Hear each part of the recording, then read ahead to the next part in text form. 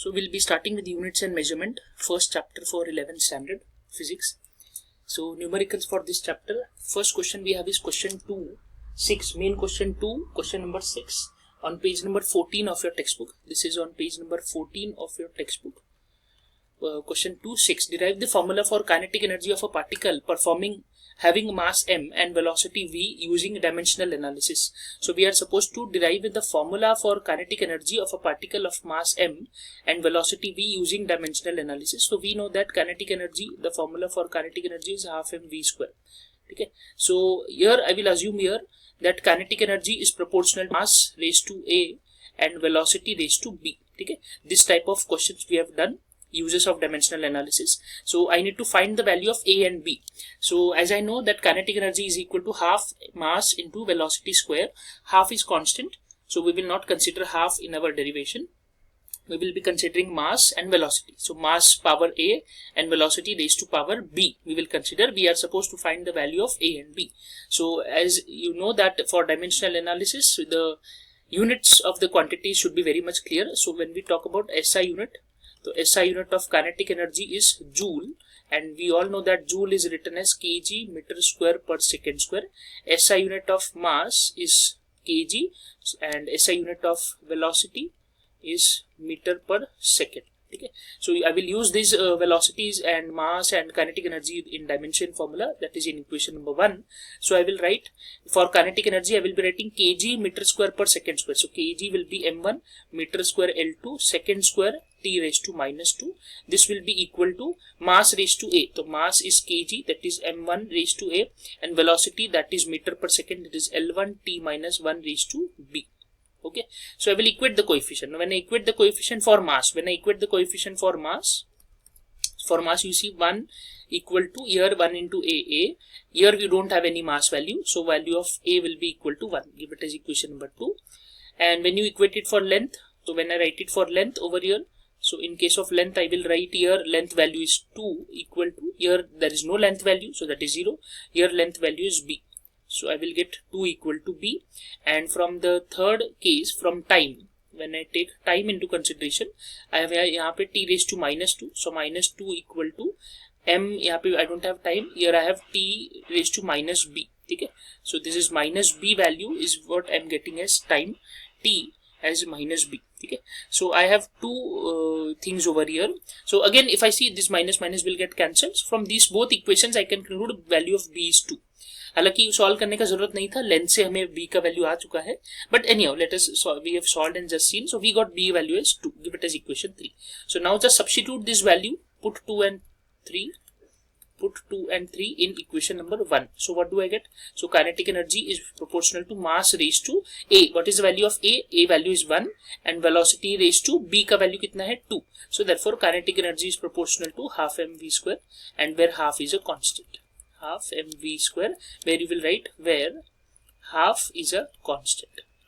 So hence using dimensional analysis we have proved kinetic energy formula is half mv square. Next, now we will see question number 3. Question number 3, we have few numericals onwards. So the mass of two bodies are measured as 15.7 plus minus 0.2. So for mass I will write m plus minus delta m, value is given 15.7 plus minus 0.2, and in case of two bodies, okay, so there are two bodies, so I will take this as m1 and the second body I will write it as m2. So for second body I will write m2 plus minus delta 2, that is given to me as 27.3 plus minus 0.3 kg. Okay. So first there are two masses, so first mass I have taken m1, second mass I have taken m2. So mass m1 is given as 15.7 plus minus 0.2 and mass m2 is given as 27.3 plus minus 0.3. What is the total mass and the error? So total mass, so when I am talking about total mass, so I will write total mass as m1 plus m2, that is the mass value, plus minus दोनों का error, delta m1 plus delta m2. ठीक है, plus minus के पहले जो value है वो m का वैल्यू है, प्लस माइनस के बाद जो वैल्यू है वो एरर का वैल्यू है, डेल्टा m1 डेल्टा m2.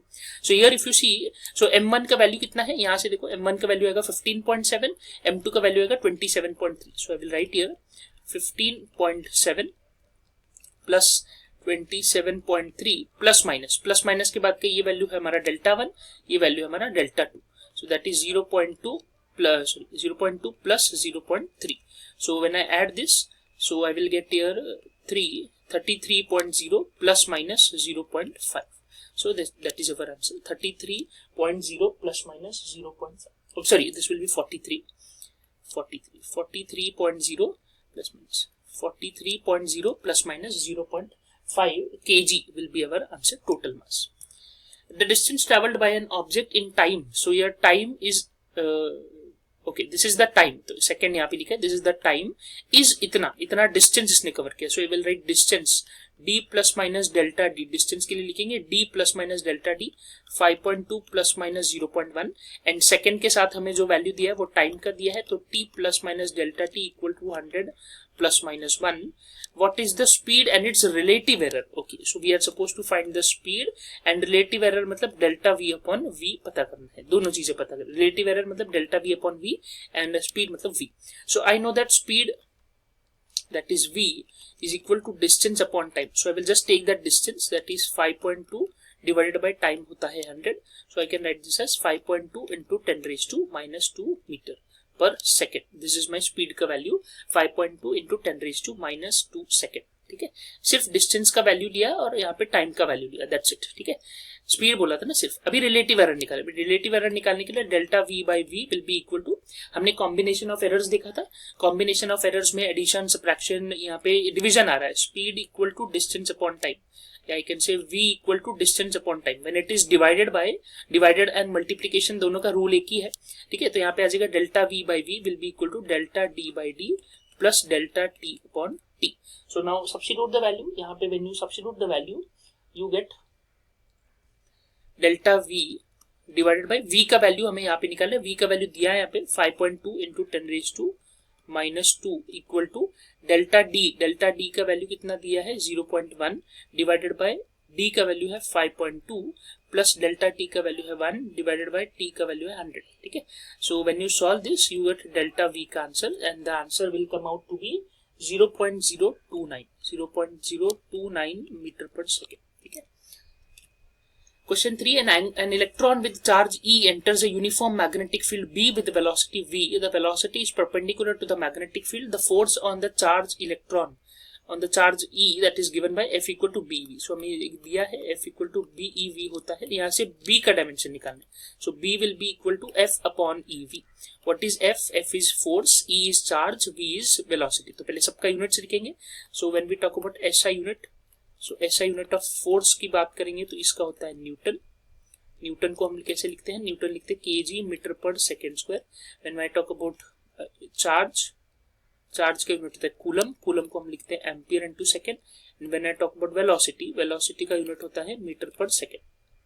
ठीक है, तो यहाँ पे therefore I can write here b equal to force. Force का यूनिट क्या होगा? kg metre per second square divide by electron का चार्ज का यूनिट होता है एम्पियर सेकंड एंड वेलोसिटी का मल्टीप्लीकेशन में आएगा मीटर पर सेकंड. यहाँ से सेकंड कैंसिल, एक मीटर भी कट हो जाएगा.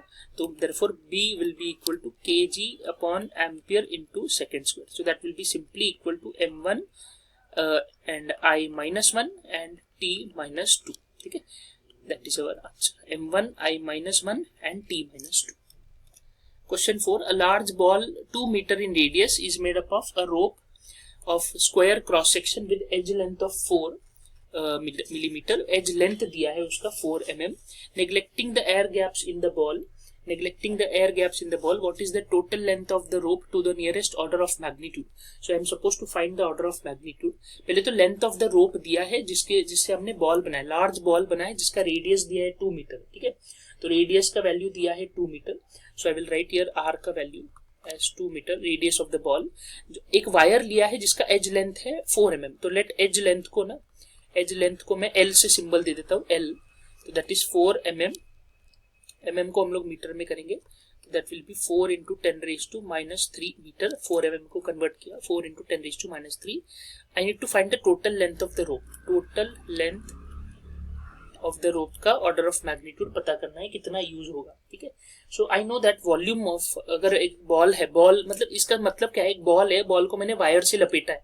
एक वायर लिया या एक रोप लिया और बॉल के ऊपर एक वायर को लपेटो. ठीक है, तो उसका लेंथ कितना लगेगा वो पता करना है. So volume of the ball will be equal to area multiplied by length. Length कौन सा होगा, ऑब्वियसली एज लेंथ होगा यहाँ पे, ठीक है। तो एरिया के जगह पे लेंगे हम लोग एज लेंथ का स्क्वायर, क्योंकि बॉल पे वायर लिपेटा है ना, तो एज लेंथ का स्क्वायर, ठीक है, मल्टीप्लाइड बाय लेंथ एल, जो मुझे टोटल लेंथ पता करना है वो टोटल लेंथ होगा एल, ठीक है। अच्छा, तो यहाँ पे मैंने एज लेंथ को स्मॉल एल से डिनोट किया है और टोटल लेंथ को कैपिटल एल से डिनोट किया, ठीक है। 2 एल है यहाँ पे, एज लेंथ हमने स्मॉल एल से डिनोट किया है, टोटल लेंथ को कैपिटल एल से डिनोट किया है, ठीक है। तो एज लेंथ का वैल्यू हमें पता है 4 इंटू 10⁻³ इसका स्क्वायर आ जाएगा यहाँ पे, multiplied by L.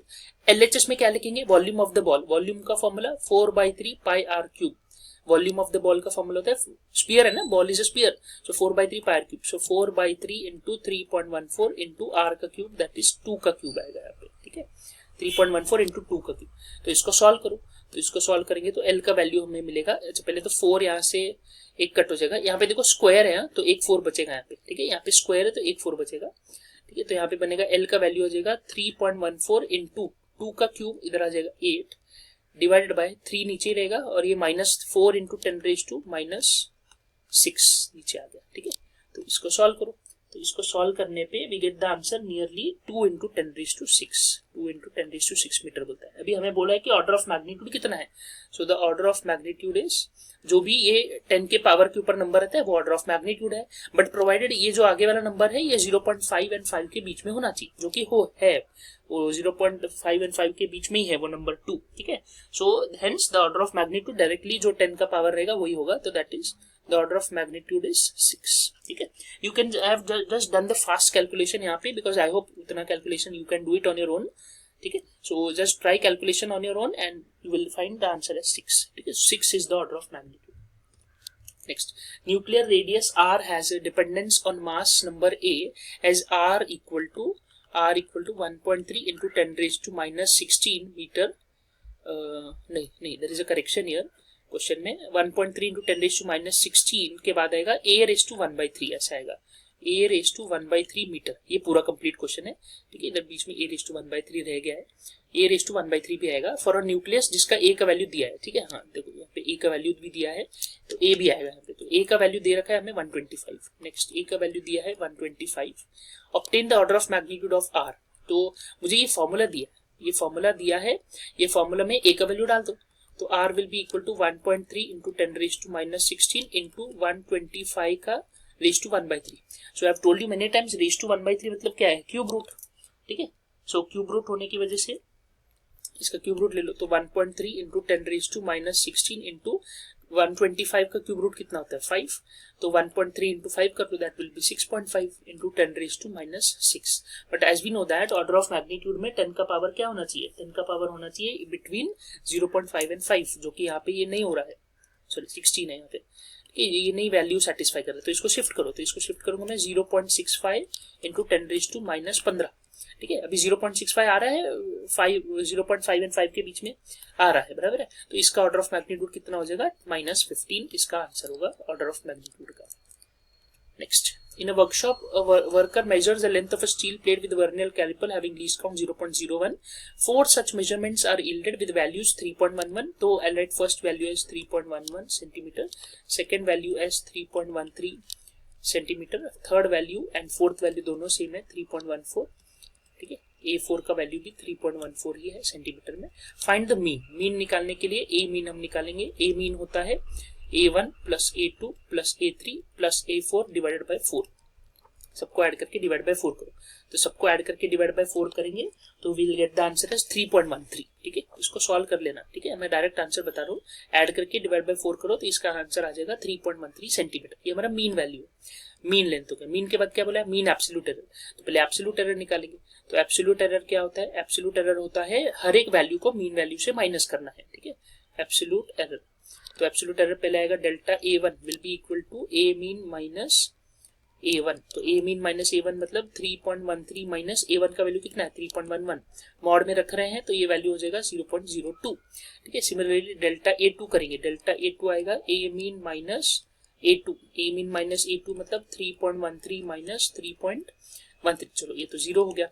Next delta A3 का वैल्यू आएगा A मीन माइनस A3, तो this will be equal to 3.13 minus 3.14, इसको माइनस करेंगे तो आएगा 0.01 एंड डेल्टा A4 का आंसर भी 0.01 ही आएगा, ठीक है, ये भी 0.01 ही आएगा बिकॉज जो सेम वैल्यू है ना 3.14 ये सेम वैल्यू है।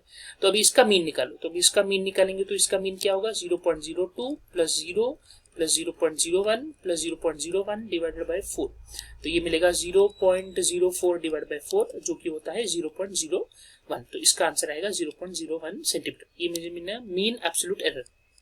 अब बोला है परसेंटेज एरर, परसेंटेज एरर कहाँ जगह है, यहाँ पे लिख देता हूँ थोड़ा सा, change the colour. Percentage error निकालने के लिए आई राइट हियर परसेंटेज एरर होता है ये वाला वैल्यू, ठीक है, ये वाला value that is mean absolute error, तो 0.01 डिवाइडेड बाय ये वाला जो मीन है मुझे, ठीक है, इसको इससे डिवाइड करना है, इन दोनों को डिवाइड करो 3.13 और जो भी आंसर आएगा उसको 100 से मल्टीप्लाई कर दो, 100 से मल्टीप्लाई कर दो, इसका आंसर आएगा 0.31 अप्रोक्सीमेटली 0.31 कुछ तो परसेंटेज आंसर आएगा, ठीक है। तो परसेंटेज एरर याद रखो, परसेंटेज एरर होता है mean absolute error, mean absolute error को मीन से डिवाइड करेंगे तो परसेंटेज एरर आ जाएगा। ये सेम सम हमारे पास और एक सम है ऐसा, ठीक है। Next 7th sum, find the percentage error in the kinetic energy. Again kinetic energy आ गया तो जब भी ऐसा कुछ देखो फॉर्मूला तुरंत याद जाना चाहिए। काइनेटिक एनर्जी होता है हाफ mv², जिसमें मास का एरर दिया है, मास का वैल्यू दिया है 60 plus minus 0.3 and moving with velocity में एरर दिया है 25 प्लस माइनस 0.1, ये सेंटीमीटर में है, ठीक है, सेंटीमीटर पर सेकेंड में है और ये ग्राम में है, ठीक है, ये ग्राम में, तो ग्राम और सेंटीमीटर पर सेकंड मतलब ये सब सीजीएस में है। तो अगर सीजीएस में है तो इसका यूनिट क्या आएगा, इसका यूनिट हमारे पास आएगा अर्ग, ठीक है, क्योंकि काइनेटिक एनर्जी का यूनिट क्या है, जूल है ना, जूल का सीजीएस में क्या आता है, अर्ग आता है, तो हमारा जो फाइनल आंसर आएगा वो अर्ग में आएगा, ठीक। इसमें एरर निकालना है, तो we know that delta KE upon KE will be equal to delta M upon M plus 2 times delta V upon V, right, combination of errors, V का स्क्वायर है ना, तो स्क्वायर का 2 आगे आ जाएगा, ठीक है। तो अभी डाल दो वैल्यू सबका, तो delta KE upon KE will be equal to delta M upon M, delta M का वैल्यू कितना है 0.3 डिवाइड बाय M का वैल्यू है 60 प्लस 2 टाइम्स डेल्टा V का वैल्यू 0.1 डिवाइड बाय 25, ठीक है। तो इसको सॉल्व करो, सो इसको सॉल्व करके जो आंसर आएगा that is your final answer, ठीक है। सो 0.3 upon 60 plus 2 into 0.1 divided by 25, तो 2 इंटू 0.1 को 0.2 हम लोग लिख सकते हैं, ठीक है। तो इसको सॉल्व करो तो इसका आंसर आएगा लगभग यू विल गेट 1.3%, ठीक है, it will be 1.3%, that is the final answer. In Ohm's experiment the values of unknown resistance, again here we have 4 values, तो मैं इसको A1 ले लेता हूं, A1 A2 A3 and A4, ठीक है। तो पहले मीन निकाल लेते हैं, ठीक है, ये पहले कर चुके हैं हम लोग, तो मैं डायरेक्ट फॉर्मूला नहीं लिख रहा हूँ, I am solving it directly. 6.12 plus 6.09 plus 6.22 plus 6.15 divided by 4, ठीक है। इसको सॉल्व करो, ऐड करके आंसर आ जाएगा, ये आ जाएगा हमारा मीन वैल्यू, इसका मीन आंसर आता है 6.145 ओम्स, ठीक है। यूनिट लिखना जरूरी है, यूनिट सब में लिखना है। फिर आता है एब्सोल्यूट एरर, एब्सोल्यूट एरर में क्या होता है, हर वैल्यू को मीन से माइनस करेंगे, तो delta A1 will be equal to A mean minus A1, मतलब 6.145 माइनस पहला वाला वैल्यू है 6.12, ऐसे हर एक वैल्यू को माइनस करेंगे तो हमें आंसर आते जाएगा। डेल्टा A1 निकालो, फिर डेल्टा A2 निकालो, फिर डेल्टा A3 निकालो, फिर डेल्टा A4 निकालो, ऐसी 4 वैल्यूज निकालो। चलो वो निकाल लिया, that is for you to do, ठीक है। सो मीन एब्सोल्यूट एरर बता देता हूँ मैं, मीन एब्सोल्यूट एरर कैसे आएगा, मीन एब्सोल्यूट एरर आएगा इन सबको ऐड करके डिवाइड बाय 4 कर दो, ये जो भी delta A1 delta A2 delta A3 delta A4 निकाला है उसको ऐड करके डिवाइड बाय 4 कर दो। तो इनकी वैल्यूज में बता देता हूँ, इसका वैल्यूज आता है 0.025 फर्स्ट वाले का, फिर दूसरे वाले का आएगा 0.055, फिर आएगा 0.075, फिर आएगा दूसरे वाले का 0.005, ठीक है, ये वैल्यू आएगा। इसको सबको ऐड करके डिवाइड बाय 4 कर देंगे, तो जो आंसर आएगा वो हमारा होगा 0.04 ओम, ये हमारा होगा मीन एब्सोल्यूट एरर, ठीक है। इसके बाद क्या बोला है, find the percentage error. Percentage error बताया था मैंने, परसेंटेज एरर में क्या करता है, इस वाले मीन वैल्यू को इस वाले मीन से डिवाइड करना है, तो 0.04 डिवाइड बाय 6.145 मल्टीप्लाई बाय 100, ठीक है, 6.145 मल्टीप्लाई बाय 100, तो इसको सॉल्व करो, ये आएगा 0.650%, that will be our final answer. Next, an object is falling freely under the gravitational force if the velocity after traveling a distance h is v, ठीक है, then and that v depends on k root gh, ठीक है। तो dimension analysis से हमें prove करना है कि v equal to k root of gh होता है। तो again this is similar to first sum जो हमने वीडियो में फर्स्ट सम किया था, उसके जैसे शुरू में उसके जैसा सेम पूरा।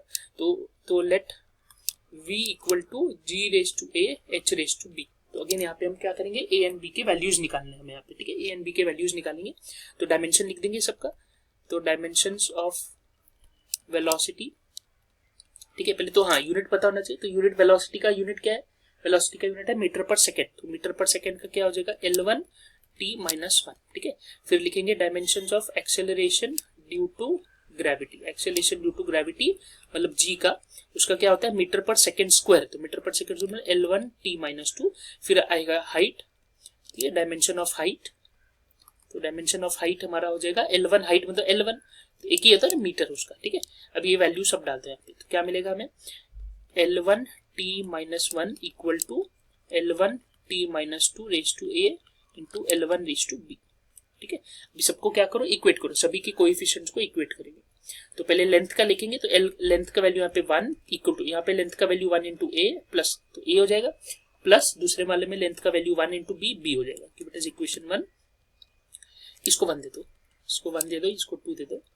देन सेकंड वाला टाइम इक्वेट करो, तो टाइम में LHS में -1, RHS में -2a, बस इतना ही है, ठीक है। तो यहाँ से माइनस माइनस कैंसिल, तो हमें a का वैल्यू मिला हाफ, a का वैल्यू हाफ मिला, इसको इक्वेशन 3 दे दो। a का वैल्यू हाफ पहले 2 में डाल दो, therefore 1 equal to half plus b। तो b का वैल्यू कितना आ जाएगा, b का वैल्यू भी कितना आ जाएगा, हाफ। अब डाल दो सब वैल्यू, तो velocity will be equal to g raise to half और h रेज टू हाफ। और हाफ का मतलब क्या होता है, हाफ का मतलब होता है रूट। तो velocity is proportional to root gh, and proportionality sign हटाएंगे तो क्या आता है, k root of gh। That is your answer, यही वो पूछा। Next, velocity equal to at plus b upon t plus c plus v naught is a dimensionally valid equation. So in that case obtain the dimensional formula for a b and c। Okay, तो a b and c के लिए तो पहले तो देखो first term v equal to at दिया है, दूसरा टर्म दिया है b upon t plus c, तीसरा टर्म दिया है v नॉट। v नॉट हमारा कांस्टेंट है तो उसकी कोई रिक्वायरमेंट नहीं है, ठीक है। v naught is initial velocity, last में लिखा है। a b and c का डायमेंशनल फॉर्मूला पता करना है, a का डायमेंशनल फॉर्मूला, b का डायमेंशनल फॉर्मूला, c का डायमेंशनल फॉर्मूला। ऑलवेज रिमेंबर, जो भी LHS में यूनिट है, जो भी LHS का डायमेंशनल फॉर्मूला है ना, जो भी इसका डायमेंशनल फॉर्मूला है, RHS में हर क्वांटिटी का डायमेंशन फॉर्मूला वही होगा। मतलब वेलोसिटी का डायमेंशन फॉर्मूला क्या होता है, L1 t minus 1 metre per second, बराबर है। वेलोसिटी होता है metre per second, metre per second को हम लिखते हैं L1 t माइनस 1। तो जो L1 t माइनस 1 इसका है, यही डायमेंशन फॉर्मूला AT का होना चाहिए। AT पूरा मिला के a मल्टीप्लाइड बाई t करने पे जो आंसर आएगा वो L1 t माइनस 1 होना चाहिए। Similarly b upon t plus c पूरा, इसको सॉल्व करके डिवाइड करके जो आंसर आना चाहिए वो भी इसके इक्वल होना चाहिए। Similarly third term v not का डायमेंशन फॉर्मूला भी यही होना चाहिए, बट यहाँ पे इसके बारे में नहीं पूछा है तो उसको जाने दो। हमें सिर्फ a b and c चाहिए, a b and c हमारे पहले दो टर्म्स में है, ठीक है। I repeat once again, dimensions में हर टर्म का dimension formula should be equal to LHS का डायमेंशन फॉर्मूला। तो ये in our case we have dimension formula for velocity. Velocity का डायमेंशन फॉर्मूला LHS में क्या है, L1 t माइनस 1। यही L1 t माइनस 1 AT का होना चाहिए, यही L1 t minus 1 b upon t plus c का भी होना चाहिए, ठीक है। ये याद रखना है। नाउ तो एक एक करके इक्वेट करेंगे। तो पहले आता है v इक्वल टू AT, तो यहाँ से a का निकालेंगे, a का हो जाएगा v अपॉन t। अब v का डायमेंशन फॉर्मूला क्या है, L1 t माइनस 1, और इसका फॉर्मूला क्या है, ये होता है T1, ठीक है। तो T1 को ऊपर भेज दो, तो ये कितना हो जाएगा, t माइनस 1 माइनस 1 माइनस 2, तो ये हो जाएगा L1 t माइनस 2। ये हो गया हमारा a का इक्वेशन, ठीक है। L1 t माइनस 2 हो जाएगा, ठीक है। T1 है ना नीचे, T1 नीचे जाएगा तो ऊपर क्या हो जाएगा, प्लस वाला वैल्यू नीचे से ऊपर जाके माइनस हो जाता है। तो इधर ऑलरेडी -1 है, तो -1 एंड -1 कितना हो जाएगा, -2, ठीक है। तो इधर आ जाएगा L1 t माइनस 2, ये a का हो गया। अब b upon t plus c, अब b upon t plus c को देखो, अगेन यहाँ पे भी यही लॉजिक यूज होगा। डिनोमिनेटर को ध्यान से देखो, डिनोमिनेटर को अगर ध्यान से देखो तो t प्लस c है, where t is time, question में मेंशन है t इज टाइम, क्वेश्चन में दिखा है t टाइम है।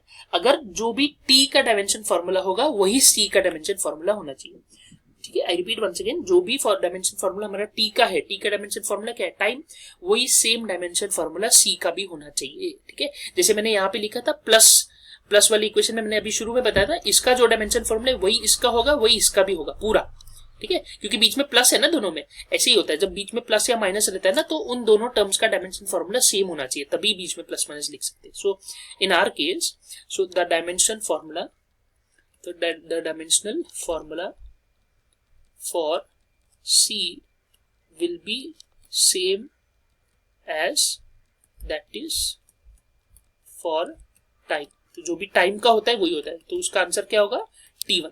तो देयरफॉर c का डायमेंशन फॉर्मूला आ गया t1, ये मेरा c का डायमेंशन फॉर्मूला, ठीक है।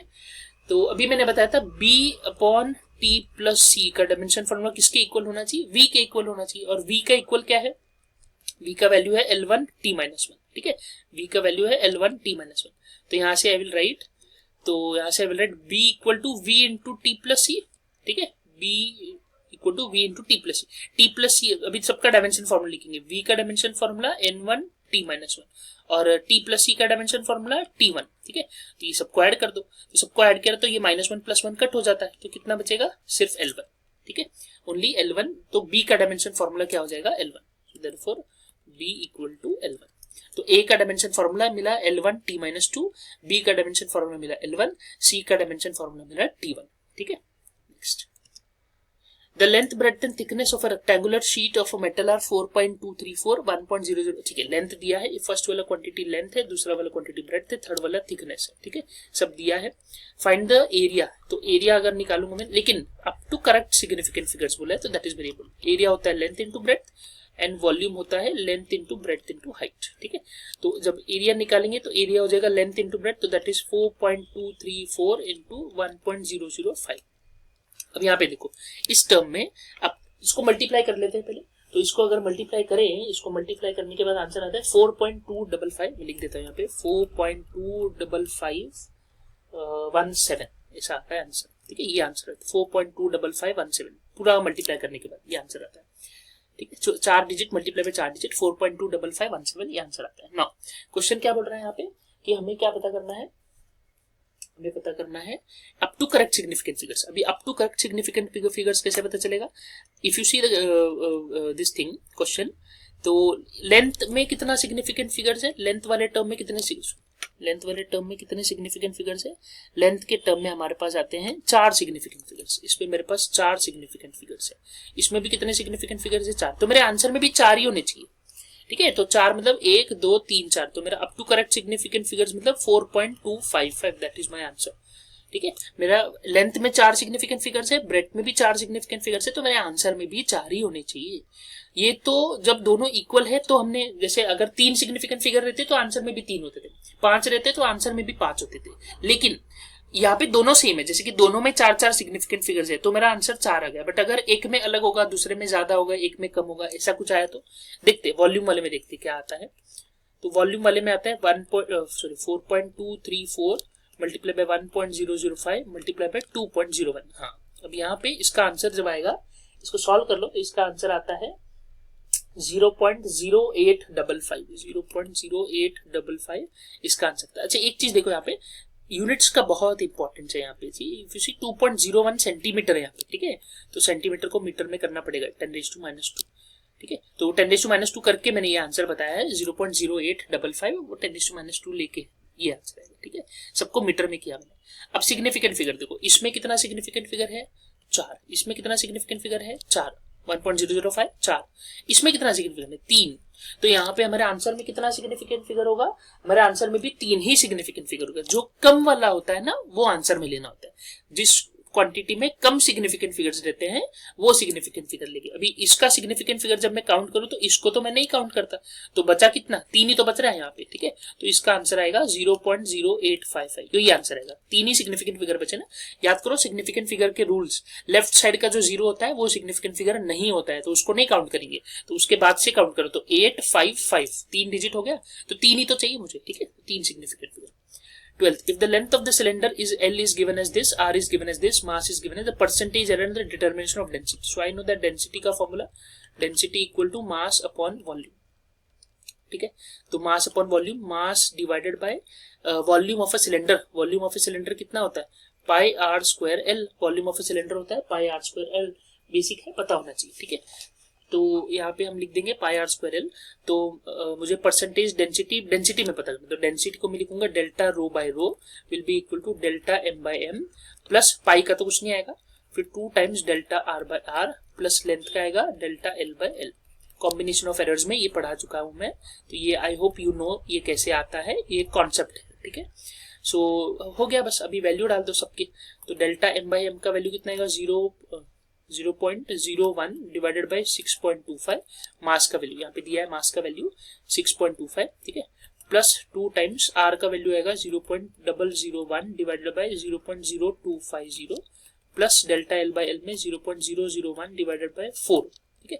तो इसको सॉल्व कर लो, तो सॉल्व करने पे इसका आंसर आता है 8.185%, ये आंसर आता है।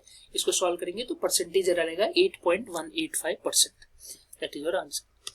Question 14, if the formula for physical quantity x is given by, हाँ ठीक है, x का वैल्यू दिया है a⁴ b³ upon c⁻⁴ x का वैल्यू है, ठीक है, rewrite it again, x equal to a⁴ b³ divided by c⁻⁴ d⁻², ये दिया है। तो इसमें सबका परसेंटेज एरर के बारे में दिया है वैल्यू, तो x में कितना होगा, तो इसका परसेंटेज एरर में लिखेंगे delta x by x equal to 4 delta a by a plus 3 delta b by b plus 1/3 delta c by c plus 1/2 delta d by d, ठीक है। वैल्यू डाल दो, तो delta x by x will be equal to 4 multiply by delta a by a का percentage error कितना है, a का percentage error है 2% प्लस 3 टाइम्स b का परसेंटेज एरर है 3% प्लस 1/3 c का परसेंटेज एरर भी 3% ही है एंड d का परसेंटेज एरर है 4%। तो यहाँ से 3 कैंसिल, यहाँ पे 2 1 2 2 तो ऐड कर दो 8% प्लस 3 प्लस 9%, इधर 9 हो जाएगा, 3 3 9 प्लस 1% प्लस 2%, ठीक है, ये हो गया 20%, that is your answer. 20% error आएगा इसमें। Next, write down the number of significant figures in the following, तो हर एक का सिग्निफिकेंट फिगर्स यहाँ पे रूल्स पता होने चाहिए, ठीक है। Once you write significant figure you should be aware of rules. तो फर्स्ट है 0.003, तो अभी मैंने एक बार पहले बता चुका हूँ already when we were solving this sum. इस सम में मैंने यहाँ पे बताया था कि लेफ्ट साइड के जो 0 है वो हम नहीं कंसिडर करते, बराबर है। तो यहाँ पे भी वैसे ही आएगा, लेफ्ट साइड का 1 2 3 नहीं आएगा, तो क्या बचा, एक ही बचा, तो इसमें है 1 सिग्निफिकेंट फिगर। नेक्स्ट 0.1250, इसमें कितने सिग्निफिकेंट फिगर आएंगे, अगर लेफ्ट साइड का 0 नहीं काउंट करेंगे, इसको नहीं काउंट करेंगे, तो इसमें कितना सिग्निफिकेंट फिगर आएगा, 4 सिग्निफिकेंट फिगर्स, ठीक है। नेक्स्ट 6.4 में तो अभी एक ही नंबर, 2 ही नंबर दिख रहे हैं, 6.4 10 का पावर कभी भी सिग्निफिकेंट में नहीं लेते, तो 6.4 में आता है 2 सिग्निफिकेंट फिगर्स, ठीक है। नेक्स्ट कौन सा है 1.6 इंटू 10⁻⁻19, अगेन 1.6 मतलब 2 सिग्निफिकेंट फिगर्स। 10 का पावर कभी भी सिग्निफिकेंट फिगर्स में नहीं लेते, याद रखो। 9.1 में भी अगेन आएगा 2 सिग्निफिकेंट फिगर्स, हो गया, that's it. So last question for our chapter, the diameter of the sphere is given as, diameter का वैल्यू दिया है 2.14 सेंटीमीटर, तो रेडियस निकाल लो, रेडियस कितना हो जाएगा 1.07 सेंटीमीटर, सेंटीमीटर को मीटर में करेंगे तो 10⁻² में आ जाएगा, मीटर में कर दिया था, ठीक है। Calculate the volume of the sphere, again volume का फॉर्मूला, वॉल्यूम ऑफ स्फीयर का फॉर्मूला होता है 4/3 πr³, तो वैल्यू डाल दो 4/3 इंटू 3.14 इंटू r का क्यूब 1.07 इंटू 10⁻² का क्यूब, ये याद रखो, ठीक है। अब टू करेक्ट सिग्निफिकेंट बोला है, बट पहले सॉल्व तो कर लो, पहले सॉल्व कर लेते। तो व्हेन यू सॉल्व दिस, इसका आंसर आता है 4/3 इंटू 3.14 मल्टीप्लाइड बाय 1.07 इंटू 10⁻² का क्यूब, ये सब सॉल्व करने पे आंसर आता है 5.128, ठीक है। इसका आंसर आता है 5.128 इंटू 10⁻⁻3, इसमें आ जाएगा 6 मीटर क्यूब, ठीक है। अभी up to correct significant figures बोला है, तो करेक्ट सिग्निफिकेंट फिगर्स में हमारे पास गिवन डेटा में क्या दिया है, कि रेडियस ही तो दिया है ना, डायमीटर दिया है, डायमीटर में कितना सिग्निफिकेंट फिगर है, 3 सिग्निफिकेंट फिगर है, तो आंसर में भी कितना हो जाए 3 होना चाहिए, 5.12 into 10⁻⁻6 metre cube is our answer, ठीक है। Up to correct significant figure बोला है, तो 3 सिग्निफिकेंट फिगर क्वेश्चन में है, तो आंसर में भी 3 ही होना चाहिए। So that was it for our first chapter units and measurement.